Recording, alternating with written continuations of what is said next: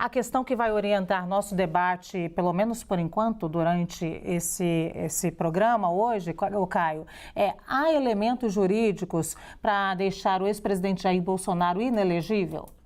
Olha, do ponto de vista processual, e se houver rigor, né, na estrita observância da lei, não. E eu destaco aqui alguns pontos. Primeiro, trata-se de um ato de governo sem finalidade eleitoral.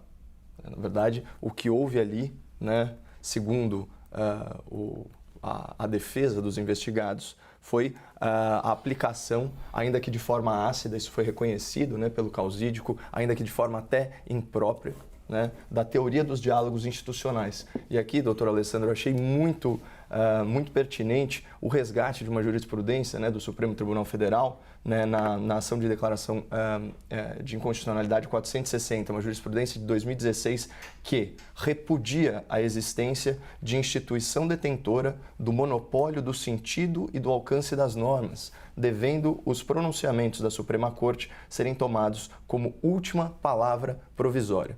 Traduzindo aqui para o necessário diálogo público, o que isso quer dizer? Que não existem verdades inatacáveis no Estado democrático de direito e que uma instituição ela pode realizar questionamentos, ainda mais dentro de uma preocupação legítima, que é o quê? A rigidez e a transparência do processo eleitoral. Tanto que a defesa destacou que o TCU fez recomendações para o aprimoramento de segurança e transparência, que o próprio TSE tem uma comissão de transparência eleitoral. Portanto, para mim o que fica muito claro, especialmente na fala do advogado do PDT, que moveu a ação, é que o que está em jogo aqui é um julgamento do bolsonarismo.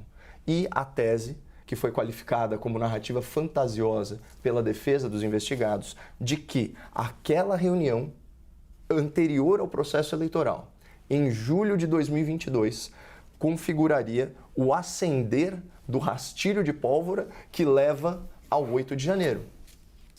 E essa visão foi corroborada pelo Ministério Público Eleitoral, nós acabamos de acompanhar a fala do procurador, e ele coloca tudo isso no mesmo contexto. Agora, o que é importante a gente observar aqui? Não existe, e por isso que você vê até um tom de súplica, né, na oratória do advogado, dos investigados, que é o seguinte: não existe prova contundente de prejuízo ao processo eleitoral. Até porque, do ponto de vista lógico, se você desacredita o sistema eleitoral, a tendência é que seus eleitores deixem de comparecer porque não confiam na rigidez do processo.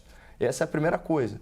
O que há, né, na ação são considerações vagas. Olha, aquela reunião com embaixadores pode ter levado a vamos dizer assim, a uma situação de descrédito que depois fomentou os atos do 8 de janeiro. Mas a verdade é a seguinte: do ponto de vista processual, e aqui eu estou tentando simplificar muito, inclusive usar as metáforas da defesa, você não pode tornar a causa de pedir um buraco negro para depois de, uma vez que a ação já foi colocada, você sair, vamos dizer assim, anexando provas, ou aliás, indícios que sequer tem o condão de prova. Por exemplo, a suposta minuta do golpe, que é um texto apócrifo que foi encontrada aí destinada ao lixo a posteriori na casa do ex-ministro da Justiça. Sabe, são coisas que não se relacionam com problemas eleitorais, isso do ponto de vista processual, né?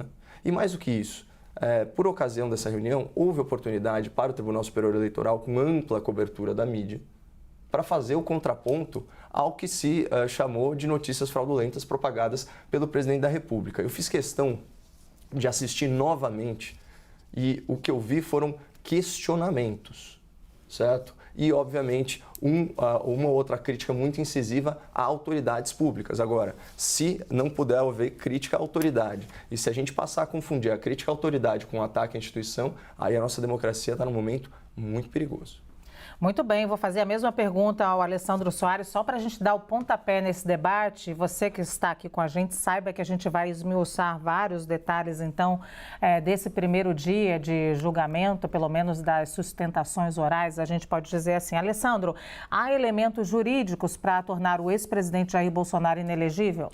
Olha, boa tarde, Lu, boa tarde, Caio. Olha, eu acho que tem elementos, tá? Eu acho muito difícil, aqui logicamente eu estou fazendo uma previsão, acho muito difícil o Bolsonaro escapar dessa inelegibilidade.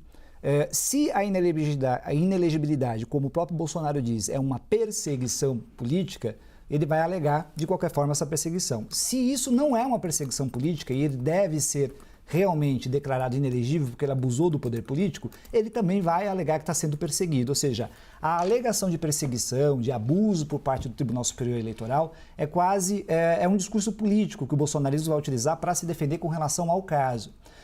Mas eu acho, e aqui eu concordo com o Caio, de que nós temos que ter um diálogo institucional, que nós, cidadãos e cidadãs, você que está aí em casa, todo mundo, os órgãos públicos, os chefes de poder, todo mundo tem direito de fazer análises críticas com relação a tudo que diz respeito à política nesse país, inclusive com relação às urnas eletrônicas. Não há nenhum problema em fazer isso.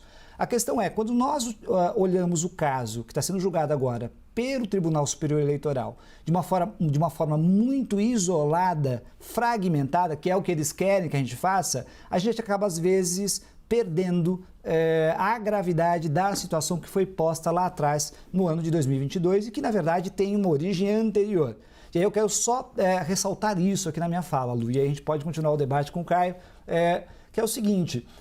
qual era a estratégia? E me parece muito clara essa estratégia, talvez o Caio discorde, mas a estratégia era a seguinte, era, em primeiro lugar, eu tenho que ganhar as eleições. Na medida em que, a partir de fevereiro, março, abril, as pesquisas indicavam que Bolsonaro poderia perder as eleições, como depois se confirmou, ainda que no momento de ascensão, a estratégia passou a ser a seguinte, questionar o processo eleitoral.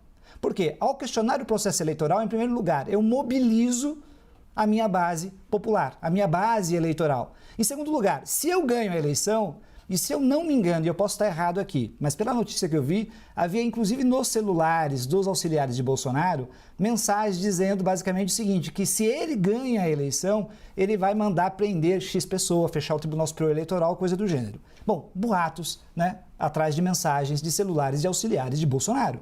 Em segundo lugar, se ele perde a eleição, ele vai continuar questionando o processo eleitoral e criar tumulto. Por isso que o ato do dia 8 de janeiro parece, sim, uma pintura de um quadro total. Ou seja, um ato contínuo que nasce desde um presidente que começa a sua presidência parecendo que é candidato o tempo inteiro e vai até o final, até o momento do pleito, chegando até o dia 8 de janeiro. E se ele não consegue, vamos supor, né, queira dar um golpe e não consegue, que é o que me parece que ocorreu, né? Ele queria juntar todas as peças possíveis, questionamento ao processo eleitoral, militares, população na rua questionando, pedindo os militares na rua, invasão aos prédios dos poderes públicos em Brasília. Sim. Se ele não consegue fazer isso, o que sobra para ele? Sobra para ele agora se ver com a justiça. E o que ele fala quando ele se vê com a justiça?